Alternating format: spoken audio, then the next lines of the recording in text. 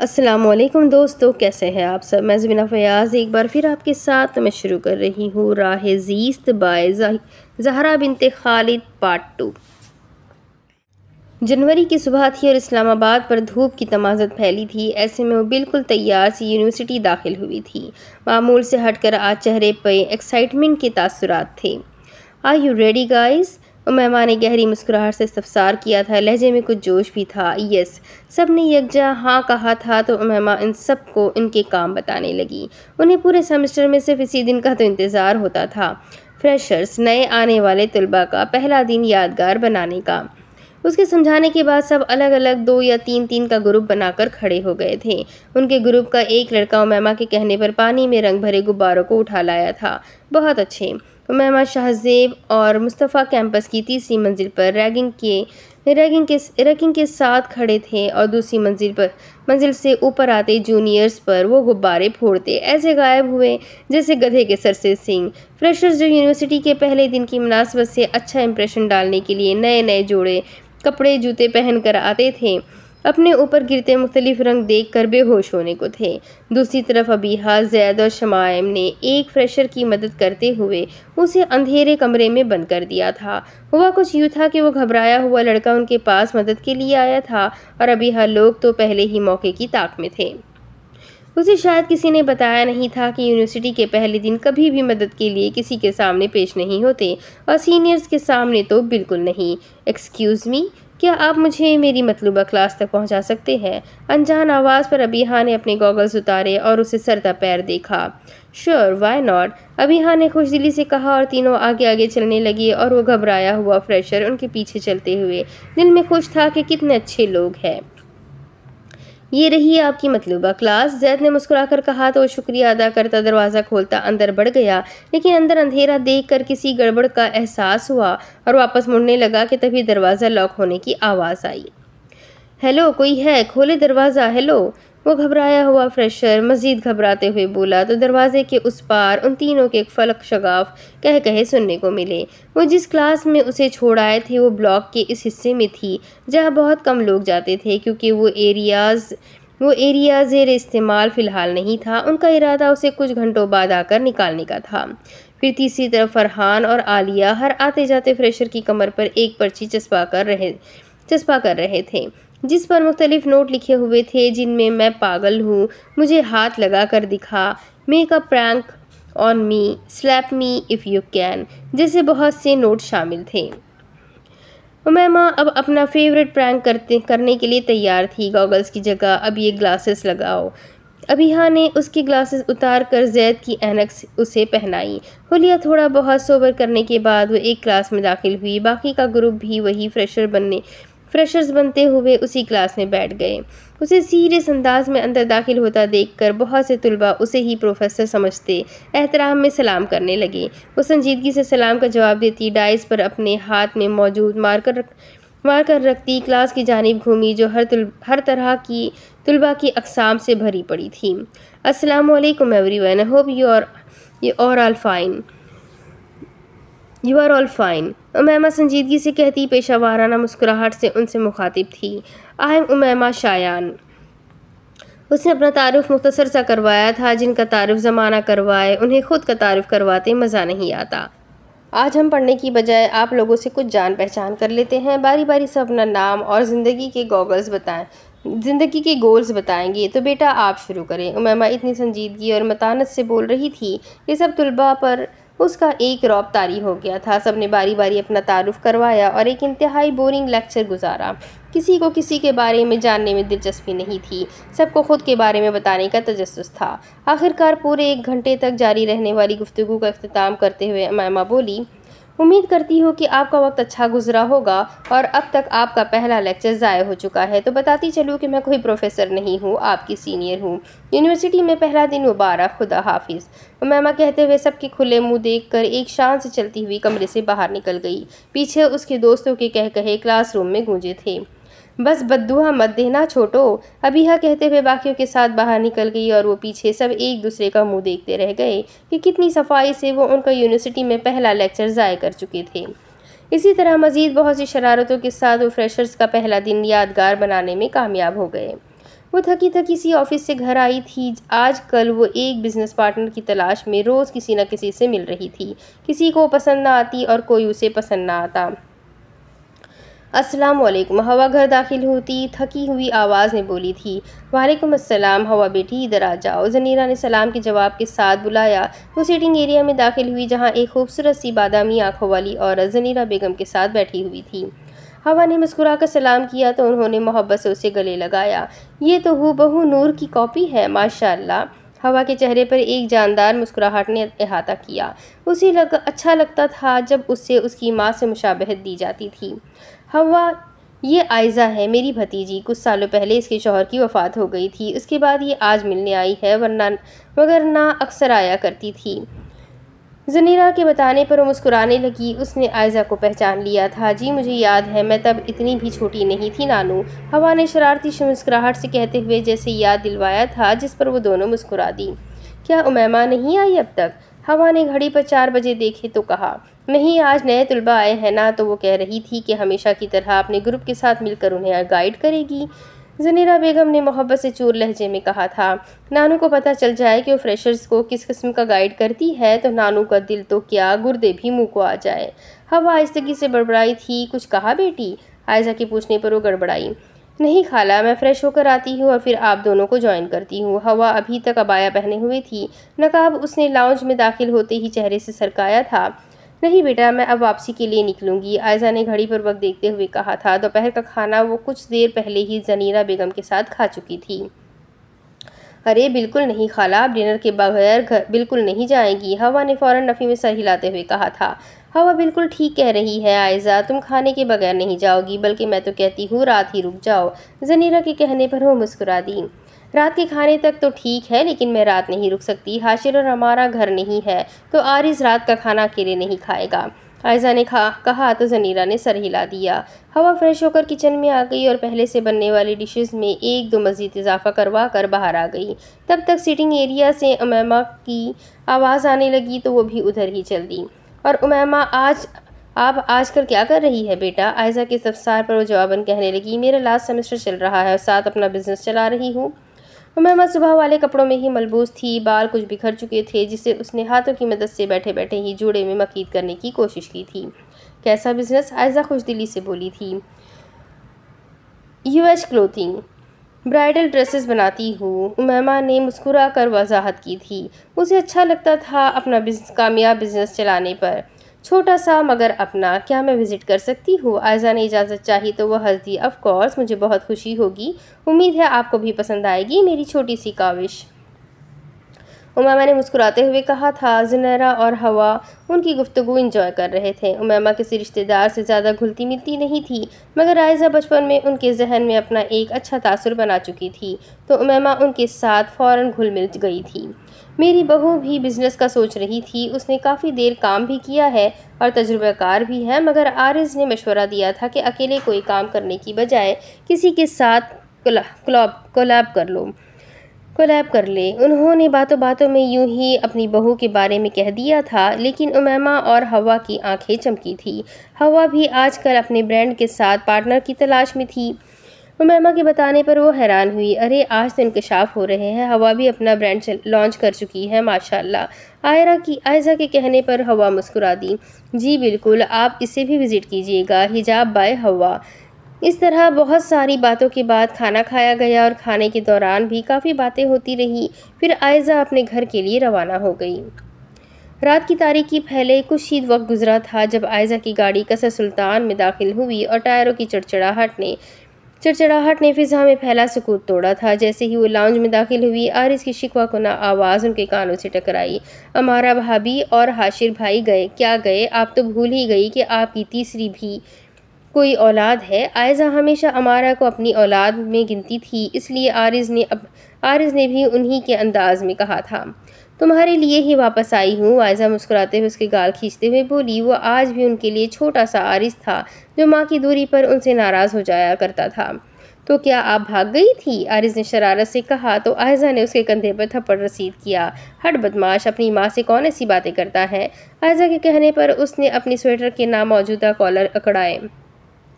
आरिस सुल्तान। आरिस के इस अंदाज पर वो हंस दी। खाना खाया? आयजा ने पूछा तो उसने लब दबाए मासूमी से नफ़ी में सर हिला दिया। ऐसा करने पर आयजा की मीठी सी हंसी कसर सुल्तान में गूंजी थी।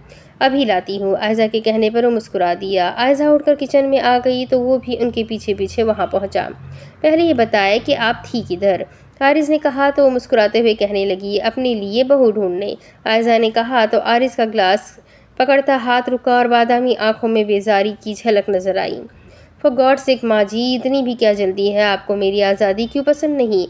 आरिस ने बेबसी से कहा था, जिसका आयजा पर कोई असर न हुआ था। फूफू की तरफ गई थी, वहीं जो नूर की वालदा है।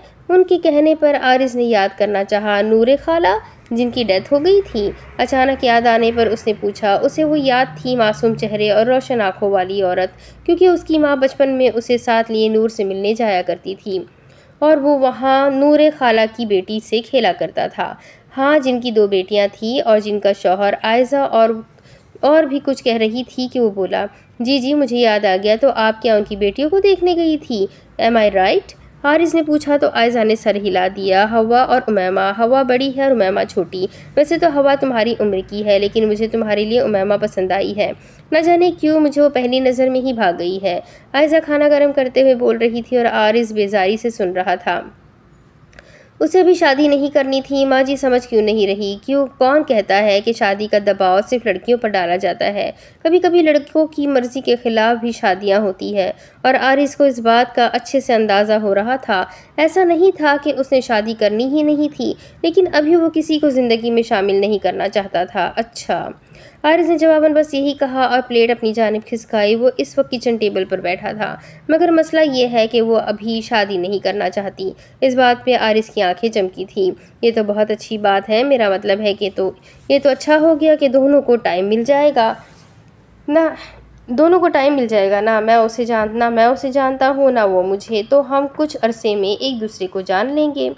हारिस ने बात घुमाते हुए अपना मकसद बयान कर दिया, जिस पर आयजा ने उसे घूरा तो वो दांत निकालता खाने की तरफ मुतवज्जा हो गया। अच्छा, ज़रूरी बात तो बताना ही भूल गई। हवा और उमैमा दोनों का अपना अपना छोटा मोटा बिजनेस है और हवा को बिजनेस के लिए पार्टनर की तलाश है, क्योंकि वो अभी सब अकेली संभाल नहीं पा रही। तो अमारा के पास एक्सपीरियंस भी है। तो क्या ख्याल है अमारा ही कोलैब ना कर लें? हारिस खाना खाते हुए फुर्सत से आयजा की बात सुन रहा था। ये तो आप हमारा भाभी से पूछिएगा, वैसे आइडिया बुरा नहीं है, हारिस ने शाने उचकाते हुए कहा। फिर वो खाने के बाद हज़म मामूल चाय पीते हुए लाउंज में बैठकर बातें करने लगे और रात को सरकते देखकर दोनों अपने अपने कमरों का रुख कर गए। वो शावर लेकर निकला था जब उसने फ़ोन की रिंग सुनी और फ़ौरन झुककर बिस्तर से फ़ोन उठाया। हाँ बुरहान, कैसा है? आरिस की आवाज़ कमरे का सुकूत तोड़ गई। वो गहरे नीले और सफ़ेद रंग की इम्तिज़ाज से रंगा कमरा उसकी नफासत का मुँह बोलता सबूत था। मैं तो ठीक हूँ, तुम्हें कुछ पता चला? बुरहान ने कुछ बेचैनी से पूछा था। क्या? आरिस ने लापरवाही से पूछा और टॉवल एक तरफ डालते हुए ग्रे ट्राउज़र पर काली शर्ट पहने शीशे के सामने जा खड़ा हुआ। सैफ ने कल गुस्से में आकर काफ़ी हंगामा किया है और शराब के नशे में गालियाँ बकते हुए तुम्हें धमकी दे रहा था। बुरहान के बताने पर वो बेजार हुआ। यार ये क्या? सैफ औरतों की तरह बातों को तूल देता है। उसका शुरू से ही यही मसला है। हारिस को जैसे उसकी ये आदत सबसे ज़्यादा बुरी लगी थी, और बात इतनी बड़ी थी ही नहीं कि वो गुस्सा करता। हमने जनरल बात की थी। बुरहान अलबत्ता कुछ गुस्से में लग रहा था। खैर छोड़ो, मुझे कोई परवाह नहीं, उसकी आदत हो चुकी है अब तो। हारिस ने लापरवाही का इजहार किया तो बुरहान ने बात का रुख फेर दिया। सजल के निकाह के जोड़े का ऑर्डर देना है। किसी दिन मेरे साथ चलना है। जोड़े का ऑर्डर दे लेगी और मैं भी बोर नहीं होऊंगा। बुरहान ने अपनी बहन का नाम लेते हुए कहा था तो आरिस ने फ़ोन कान से हटाकर घूरा। बस यही काम रह गए हैं मेरे लिए अब, आरिस ने दांत कचकचाकर कहा था तो दूसरी तरफ से बुरहान के बजाय सजल की आवाज़ आई थी। क्यों बुरहान भाई, आप सिर्फ नाम के भाई हैं? एक बुरहान भाई है कि मुझे लेकर नहीं जा रहे कि ये औरतों के करने वाले काम है, और दूसरे आप हैं जिनके नखरे ख़त्म नहीं हो रहे। सजल अच्छा खासा तपी हुई थी। उसकी कोई बहन नहीं थी तो सजल को वो अपनी छोटी बहन मानता था, और सजल का भी कहना था कि उसके एक नहीं 2 भाई हैं। ठीक है, कूल डाउन छोटी, हम चलेंगे किसी दिन, आरिज ने हाथ उठाकर फर्माबरदारी से कहा था। किसी दिन नहीं, कल ही हम ऑर्डर देने जा रहे हैं और फिर जिस दिन बन जाएगा दोबारा पिक करने जाएंगे। सजल की बात पर वो हंस दिया। जो हुक्म मेरे आका। आरिज के ऐसा कहने से सजल मुस्कुरा दी। That's like a good brother, Sajal ने कहते हुए फातिहाना नज़रों से बुरहान की जानिब देखा, जो मुस्कुराता हुए उसे ही देख रहा था। बहन भाई का रिश्ता बहुत खूबसूरत होता है। बुरहान के पास माँ बाप के अलावा वो एक बहन ही थी जिस पर वो जान निसार करने को तैयार रहता था। सजल भी वालदीन की इकलौती बेटी होने की हैसियत से अपने भाई और वालदीन से खूब लाड उठवाती थी। कुछ दिन बाद अमारा और हाशिर की वापसी के बाद पार्टनर्स बनने का मशवरा उनके सामने रखा गया, तो उन्हें भी ये बात काफ़ी पसंद आई। वैसे भी हमारा एक पढ़ी लिखी लड़की होने के बावजूद शादी के बाद सिर्फ घर में रह रहकर खुद की सलाहियतों को ज़ाय कर रही थी। अब अमारा, आयज़ा और हाशिर नूर मंजिल में आए हुए थे। हवा और अमारा बैठी काफ़ी आइडियाज़ का आपस में तबादला कर रही थी और उमैमा बार बार फ़ोन पर कभी कोई मैसेज करती और कभी कोई फ़ोन कॉल इस्तराब से सुन रही थी। वो मुस्कुराने की सही करती, लेकिन उसकी हरकत से उसकी परेशानी भापी जा सकती थी। उसे ऑफिस में काम था, लेकिन वो इस तरह सबके दरमियान से उठकर जाने की कोई माकूल वजह तलाश कर रही थी। अगर वो उसकी माँ के रिश्तेदार ना होते तो कब की जा चुकी होती, लेकिन उसे वो अपनी माँ की निस्बत से बहुत अजीज़ थे। वो उन दोनों बहनों को उनकी माँ की वजह से जानते थे। वो उठने की कोई माकूल वजह ढूंढ रही थी कि अचानक अमारा की किसी बात ने उसका ध्यान खींचा। अपनों से ज़्यादा भरोसेमंद कोई नहीं होता। अमारा ने शायद हवा की किसी बात का जवाब दिया था, लेकिन उमैमा की खुश अखलाक़ी एक लम्हे में गायब हुई थी। फिर भी वो ज़ब्त करती बोली तो सिर्फ इतना कि अपनों से ज़्यादा धोखेबाज भी कोई नहीं होता। उमैमा के लहजे की तलखी थी या न जाने क्या कि माहौल में खामोशी छा गई। उसे अचानक अपनी कलामी पर पछतावा हुआ। अमारा आपी, आपसे मिलकर बहुत खुशी हुई, मुझे अब निकलना होगा। वो अपनी जगह से उठती, अमारा के गले लगती, मुस्कुराहट सब की तरफ उछालती जाने लगी कि ज़नीरा ने टोका, उमैमा बेटी किधर जा रही हो? खैरियत? नानो, ऑफिस में एक मसला हो गया है, वहाँ मेरी ज़रूरत है, फिर मुलाकात होगी, मेरा इंतज़ार मत करिएगा, मैं चाबियाँ लेकर जा रही हूँ, ना जाने कब वापसी हो। उमैमा ने कहा तो ज़नीरा ने सर हिला दिया। तभी उमैमा ने फ़ोन पर आती कॉल उठाई और जल्दी में खुले ट्राउज़र पर पहनी सियाह शर्ट पर मोटी जैकेट पहनी और गले में मफलर डालती, पाँव में जॉगर्स पहनती, अपनी गाड़ी में बैठती ऑफिस की जानिब चलती। जनवरी की इस शाम सर्द हवाएं चल रही थी, जिसकी वजह से इस्लामाबाद मज़ीद ठिठुर गया था। ऐसे में वो बुरी तरह ट्रैफिक में फंस चुकी थी। ऐसा नज़ारा उमूमन इस्लामाबाद की सड़कों पर देखने को मिलता ही नहीं था, लेकिन किस्मत में जब ताख़ीर लिखी हो तो कौन रोक सकता है। उसे ऑफिस पहुंचने की बहुत जल्दी थी। उसकी टीम ने 3 मुख्तलिफ ब्राइडल ड्रेसेस तैयार करने थे, जिसमें से एक ड्रेस उसकी टीम की किसी मेंबर की नाजुक सी गलती की वजह से ख़राब हो गया था, तो अब उमैमा को वो सब फिक्स करना था। आधे घंटे बाद जब वो ट्रैफिक से निकली तो थोड़ा आगे चलने पर गाड़ी ने साथ देने से इनकार कर दिया। नो प्लीज़ नो, आज नहीं प्लीज़ स्टार्ट हो जा, वो बेबसी से कहते हुए बार बार गाड़ी चलाने की कोशिश कर रही थी, लेकिन बेसुध। वो गाड़ी एक तरफ लगाती खड़ी हो गई और बार बार इंजन स्टार्ट करने लगी। शाम के साए ढल रहे थे और सर्दी में भी लम्हा ब लम्हा सर्द हवाओं के अवज़ इजाफा होता जा रहा था, लेकिन उससे परेशानी की वजह से हाथों पर पसीना आ रहा था और गाड़ी में घुटन महसूस हो रही थी। वो गाड़ी का दरवाज़ा खोलती बाहर निकल आई और मोबाइल पकड़ती किसी को कॉल मिलाने लगी। हवा को कॉल करती हूँ, नहीं वो मेहमानों के साथ मसरूफ़ होगी। हाँ, अबीहा को कॉल करती हूँ। उसने खुद कलामी करते हुए अबीहा को कॉल मिला दी। Hello Abiha, can you help me? Abiha Umaima की आवाज़ से परेशान हुई। क्या हुआ अम्मी? मैं मारगिला की पिछली तरफ हूँ और मेरी गाड़ी ख़राब हो गई है, क्या तुम मुझे पिक कर सकती हो? उमैमा किसी से कभी ना मदद लेने वाली बंदी ने आज पहली बार किसी को मदद के लिए पुकारा था। उसे किसी भी जवाब की उम्मीद नहीं थी, ना अच्छे ना बुरे। मैं तो आउट ऑफ सिटी हूँ, जैद या शाहजेब में से किसी को कहती हूँ। अबीहा की बात पर उमैमा ने ढलते साए देखे और फ़ौरन नफ़ी में सर हिलाकर सख्ती से बोली, नहीं हरगिज़ नहीं। उमैमा के कहने पर अबीहा हैरान हुई। क्यों? अबीहा ने हैरत के समंदर में गौताज़न होते हुए पूछा। क्योंकि मर्द ज़्यादा भरोसे के काबिल नहीं होते और रात के पहर तो बिल्कुल नहीं। उमैमा की बात पर अबीहा का सर चकराया था। लेकिन उमैमा, वो हमारे दोस्त है और दोस्त ही बुरे वक्त में काम आते हैं, अबीहा ने कहा तो उमैमा के अगले अल्फाज उसका दिमाग मज़ीद माऊफ कर गए। ना वो मेरे दोस्त है और ना मैंने उन्हें कभी अपना दोस्त कहा है। और रही बात दोस्ती की, तो कोई किसी की मदद नहीं करता, हर मसला इंसान खुद हल कर सकता है। उमैमा ने तनफ़्फ़ुर से कहकर कॉल काट दी और जहन पर जोर डालती किसी ऐसे इंसान को सोचने लगी जो इस वक्त उसकी मदद कर सकता था। उसके जहन में बहुत से नाम आए, लेकिन हर एक पर वो नफ़ी में सर हिला गई। उसके बहुत से लोग जानने वाले थे। यूनिवर्सिटी बिजनेस हर जगह, लेकिन वो किसी पर भी भरोसा नहीं करती थी सिवाय हवा के। और हवा को तंग करने का उसका कोई इरादा नहीं था। वो गाड़ी का बोनट खोले, उस पर झुकी और मोबाइल की फ्लैश लाइट ऑन करती अंदर झांकने लगी। आसपास सिर्फ इक्का दुक्का गाड़ियों की स्पीड से गुजरने की आवाज़ें थी। जब गाड़ियां गुजर जाती तो माहौल में सिर्फ सर्द हवाओं का शोर होता, जो इस वक्त सुनसान इलाके में खौफ की लहर पैदा कर रहा था। तभी एक गाड़ी उसके पास आकर रुकी और कुछ लड़के शीशा नीचे कर गिराते उसे आवाज़ से कसने लगे। गुलाबो, किधर जाने के इरादे है? आओ हम छोड़ दें। उमैमा के कानों में आवाज़ पड़ने की देर थी कि उसके गुस्से का पैमाना लबरेज हुआ, और इससे पहले कि वो कोई जवाब देती उसने उनकी शक्लें बारी बारी देखी और उनको गिना। वो शक्ल से ही बिगड़े हुए अमीरजादे लग रहे थे, जिनके बाप यकीनन किसी न किसी अच्छी पोस्ट पर होंगे। 1 2 3 4 और 5, मतलब 5 कुत्ते एक साथ शिकार की तलाश में निकले हैं, उसने सोचा, और गाड़ी का बोनट बंद करती, दरवाज़ा खोलती, खामोशी से अंदर बैठ गई। उसका इरादा अब कैब बुक करवा के ऑफिस तक जाने का था। अरे पापा की प्रिंसेस डर गई। शीशा बंद करने से पहले ये अल्फाज उसके कानों से टकराए थे और उसके शीशे को बंद करते हाथ थम गए, जैसे किसी ने इन अल्फाज से उसके जख्म नोचे हों। पापा की प्रिंसेस। वो घुर्राते हुए गाड़ी का दरवाज़ा खोलती बाहर निकली थी और उन तक पहुंची, जिस पर वो खबासत से हंस दिए और खुद भी गाड़ी से निकलकर उसको घेर गए। वो भी गुस्से में किसी भी चीज़ की परवाह किए बगैर बेखौफ सी उनके दरमियान खड़ी थी। गुस्सा जब आसाब पर सवार हो जाए तो इंसान को कुछ होश नहीं रहता। यही हाल उमैमा का भी था। वो गुस्से की तेज थी और जल्दी गुस्सा ठंडा भी नहीं होता था। तुम तो खुद ही बाहर निकल आई स्वीट हार्ट। एक लड़का बोलता हुआ उसके चेहरे को छूने लगा कि उमैमा ने उसका हाथ पकड़ा और 3 उंगलियां मरोड़ दी। उंगलियों के चटकने की आवाज़ पर बाकी चारों भी चौकन्ना हुए। उन्हें इस दुबली पतली कमज़ोर सी दिखने वाली लड़की से इतनी मजबूती और हिम्मत की तौका नहीं थी।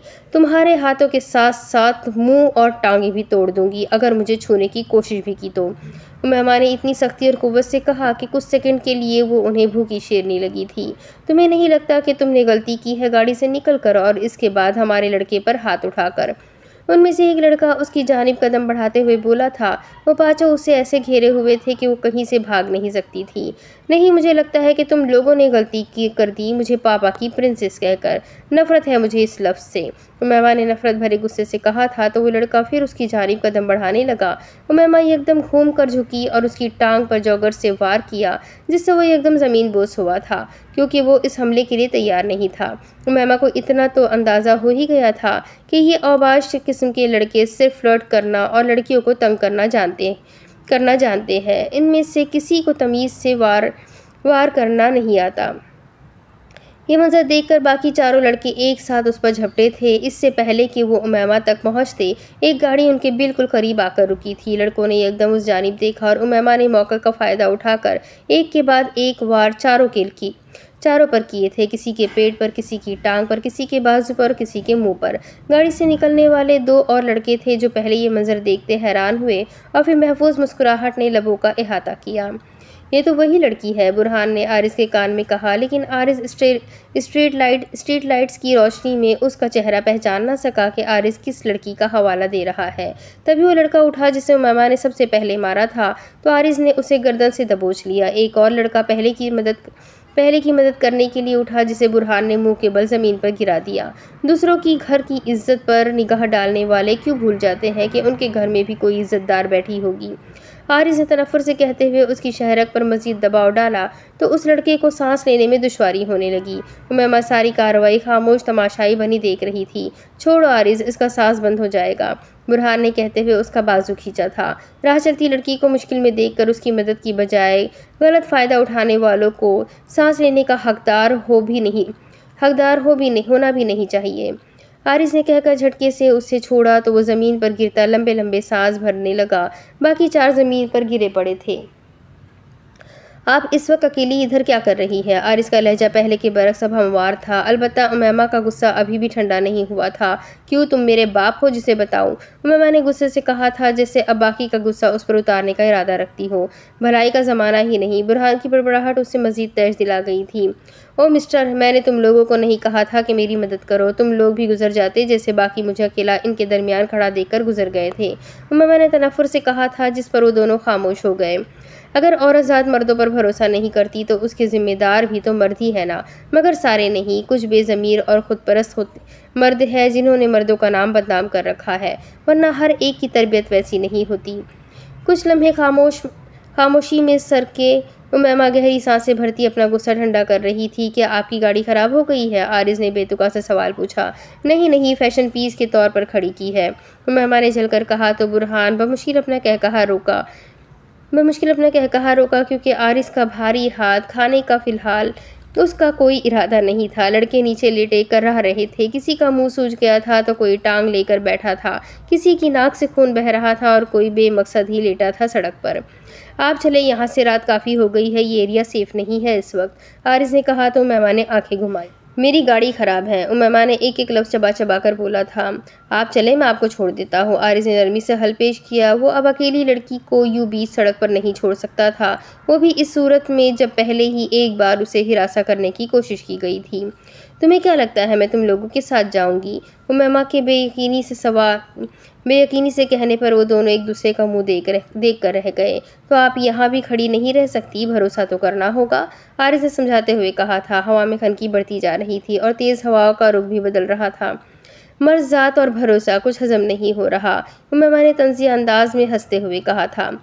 आरिज़ को उसका कॉन्फिडेंस पसंद आया। वो जैसे 5 लड़कों के दरमियान अकेली खड़ी थी। कोई और लड़की होती तो खौफ से बेहोश हो जाती या चीखो पुकार करती, मगर उसने अपनी जंग खुद लड़ने का फैसला किया था और अब उसका मर्दों पर बेयकीनी का इजहार उन्हें परेशान कर गया था, क्योंकि ऐसे तो हालात बिगड़ सकते थे और वो किसी सूरत उसे यहाँ छोड़कर नहीं जाना चाहते थे। देखे, मेरी कोई बहन नहीं है, लेकिन मुझे दूसरों की बहनों की इज़्ज़त करना आता है और उनकी इज़्ज़त की हिफाजत करना भी। आरिज़ के लहजे में सच्चाई सी महसूस करके उमैमा कुछ ढीली पड़ी थी, लेकिन ये उन पर शो नहीं होने दिया। मेरी बहन है और आप मेरी बहन की तरह है और वैसे भी मैं इंस्पेक्टर बुरहान हूँ और ड्यूटी की हैसियत से आपको महफूज करने का पाबंद हूँ, बुरहान ने कहा। तो वो फिर इनकार करते हुए बोली, मैं 2 अनजान लोगों पर भरोसा नहीं कर सकती। उमैमा का लहजा अटल था। ये रही गन और ये देखिए, इसके अंदर गोलियां भी है, ये आप रख लें। इसने कुछ गलत करने की कोशिश की तो बगैर सोचे समझे शूट कर दीजिएगा। बुरहान ने अपनी जैकेट की अंदरूनी जेब से एक पिस्तौल उसकी तरफ बढ़ाई थी और गोलियां उसे दिखाता उसके हवाले कर गया। तेरा दिमाग ठीक है बुरहान, तू क्यों मेरी जान का दुश्मन है? आरिज़ ने आंखें फाड़े उसे देखते हुए कहा था। उसे बुरहान से बिल्कुल ये उम्मीद नहीं थी, जबकि उमैमा बुरहान के हाथ से गन ले चुकी थी। आरिज़ की बात के जवाब में बुरहान बस बोला तो इतना के वापस ले आना गन प्लीज़। आरिज़ ने जवाबन उसे खा जाने वाली नज़रों से घूरा था। तुम जाओ, मैं इनकी गाड़ी का कुछ करवाता हूँ और इन लड़कों को भी देख लेता हूँ। बुरहान ने उसे अकेले भेजने में बेहतरी जानी थी, क्योंकि उमैमा उन दोनों के साथ तो बिल्कुल भी एक गाड़ी में ना बैठती। उमैमा ने गन आरिज़ पर तान ली थी, जिस पर वो हाथ खड़े कर गया। ध्यान से, ये लोड है। बुरहान ने उसे गन ताने देखा तो उसके इल्म में इजाफा किया, जिस पर आरिज़ करंट खाकर पलटा। अबे साले, तूने लोड पिस्तल इस सरफिरी के हाथ में पकड़ा दी, दिमाग दुरुस्त है तेरा? आरिज़ बेयकीन सा चीख कर बोला था, जिस पर बुरहान ने कंधे उचका दिए तो वो भी गुस्से से उमैमा को इशारा करता ड्राइविंग सीट पर बैठ गया। उमैमा गन का निशाना उस पर बांधे गाड़ी की फ्रंट सीट पर आ बैठी, ताकि गोली मारने में आसानी हो सके। अभी वो दोनों गाड़ी में बैठे ही थे कि वो उस पर गन तान गई। ये सरफिरी किसको बोला था, उमैमा ने गुस्से से कहा था, लेकिन अब उसका गुस्सा काफ़ी हद तक ख़त्म हो चुका था। वजह आरिज़ और बुरहान की नोकझोंक थी, जिसमें आरिज़ बेयकीन सा था। पहली बात तो ये कि ये खिलौना नहीं है, इसलिए इसे नीचे करें, आरिज़ ने कहकर एक हाथ से एहतियात से गन का रुख मोड़ा। और दूसरी बात ये कि वहाँ मेरे, बुरहान और आपके अलावा कोई नहीं था, तो जाहिर सी बात है आपको ही बोला था। आरिज़ ने इस बार कुछ गुस्से से कहा था। अपनी ज़बान को लगाम दो और गाड़ी स्टार्ट करो। उमैमा ने गाड़ी स्टार्ट करने का इशारा किया, अलबत्ता अब वो गन फिर से उस पर तान चुकी थी। गन पॉइंट पर मदद कौन करवाता है? आरिज़ ने कुछ बेबसी और लाचारी से बोला तो वो गन नीचे कर गई। ओह मिस्टर XYZ, मैं पहले ही बहुत ज़्यादा लेट हो चुकी हूँ, मुझे मेरे ऑफिस तक पहुँचाओ, उमैमा ने सीधे होते हुए कुछ घूरते हुए कहा था। गन वाला हाथ नीचे देखकर वो गोया हुआ था। मैं आपका ड्राइवर नहीं हूँ, वो कहता हुआ गाड़ी स्टार्ट कर चुका था, क्योंकि कोई पता नहीं था उसका फिर से गन तान दे। इतनी भी क्या बेएतबारी। अच्छा, तब तो बड़ी दीदा दिलेरी से पेशकश की थी, उमैमा ने चटक कर कहा था। तब अंदाज़ा नहीं था कि आप इस कदर सरफरी है। आरिज़ ने बात के दौरान एक बार फिर फिर भी उससे नहीं देखा था, एक बार भी उसे नहीं देखा था। वो सामने देखते हुए पूरे ध्यान से गाड़ी चला रहा था।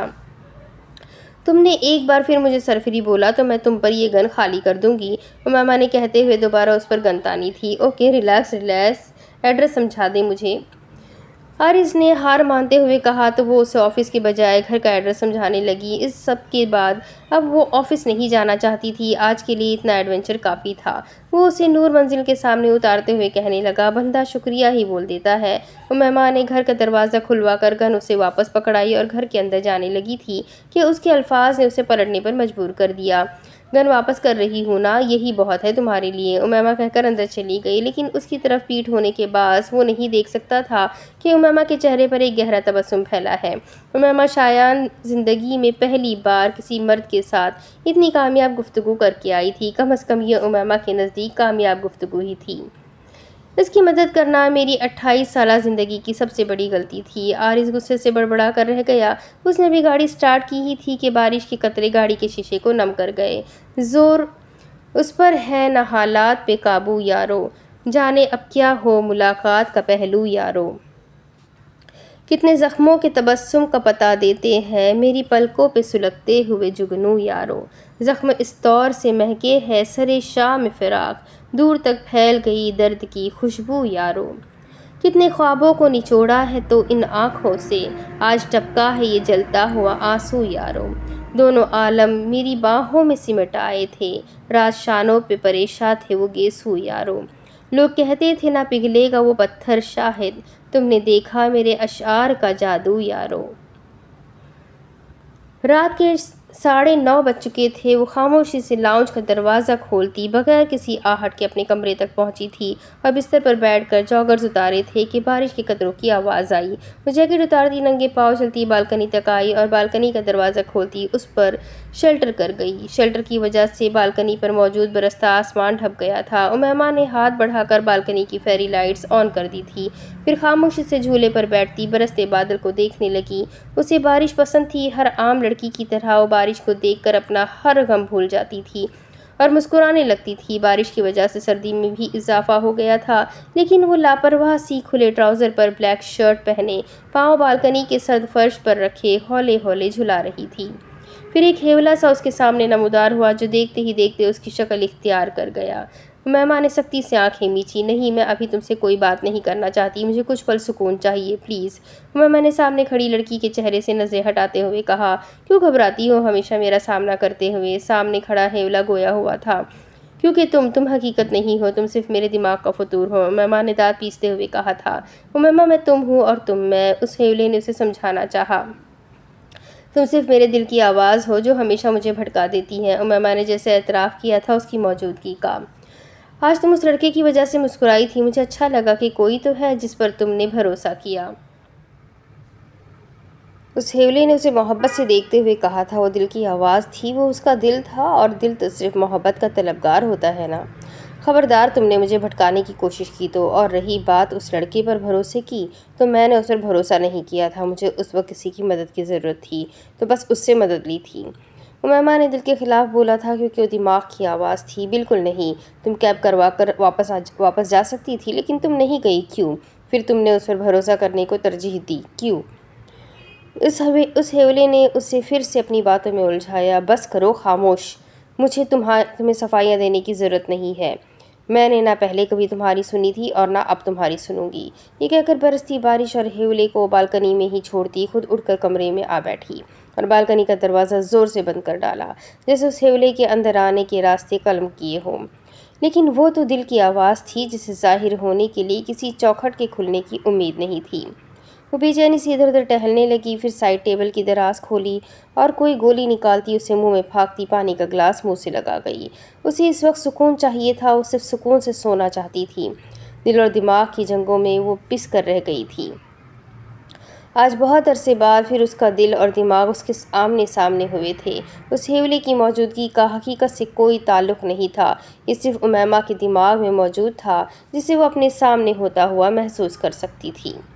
इस चीज़ को साइंसी तर्ज में हेल्यूसिनेशन का नाम दिया जाता है, एक ऐसा तजुर्बा जिसमें किसी चीज़ का बज़ाहिर अदराक मौजूद नहीं है। ये एक ऐसी बीमारी है जिसमें इंसान के हवास पर मुश्तमिल अशिया या वाक़यात का गलत तस्वुर, नज़र, आवाज़, बू, लम्स और जायका, फ़रेब नज़र हकीकी लगता है, लेकिन वो हकीकत नहीं होता। इंसान के दिमाग में कीमियाई रद्द-ए-अमल या गैर मामूली चीज़ें फ़रेब का बाज़ बनती है, और उमैमा शायान इस बीमारी में एक अरसे से मुब्तला थी। इस बीमारी से फ़रार का एक ही हल उसे नज़र आता था, वो था सोना, और खूब सोना। सो रहेंगे कि जागते रहेंगे, हम तेरे ख्वाब देखते रहेंगे। तू कहीं और ढूंढता रहेगा, हम कहीं और ही खुले रहेंगे। राहगीरों ने राह बदलनी है, पेड़ अपनी जगह खड़े रहे हैं। बर्फ़ पिघलेगी और पहाड़ों में सालेहा साल रास्ते रहेंगे। लौटना कब है तूने पर तुझको आदतन ही पुकारते रहेंगे। सभी मौसम है दस्तरस में तेरी, तूने चाहा तो हम हरे रहेंगे। तुझको पाने में मसला ये है, तुझको खोने के वसवसे रहेंगे। तू इधर देख, मुझसे बातें कर, यार चश्मे तो फूटते रहेंगे। तहज़ीब हाफ़ी। अब इसके आगे की कहानी मैं आपको अगली किस्त में सुनाती हूँ कि आगे क्या होगा, ये जानने के लिए मेरे साथ बने रहें। अगली किस्त में फिर मिलेंगे, तब तक के लिए अपना खूब सारा ख्याल रखिए। चैनल को सब्सक्राइब कर ले, बेल आइकन को ज़रूर दबा दें, वीडियो को लाइक कर दें और साथ ही अपने कॉन्टैक्ट्स में शेयर ज़रूर करें, और मुझे कमेंट करके ज़रूर बताएं कि आपको नावल कैसा लग रहा है। तो मिलते हैं अगले वीडियो में। अपनी इबादतें जमकर करें, खूब अच्छी तरीके से रमज़ान को एंजॉय करें, खूब अच्छी तरीके से दुआएं मांगें और मुझे भी दुआओं में याद रखें। अल्लाह हाफ़िज़।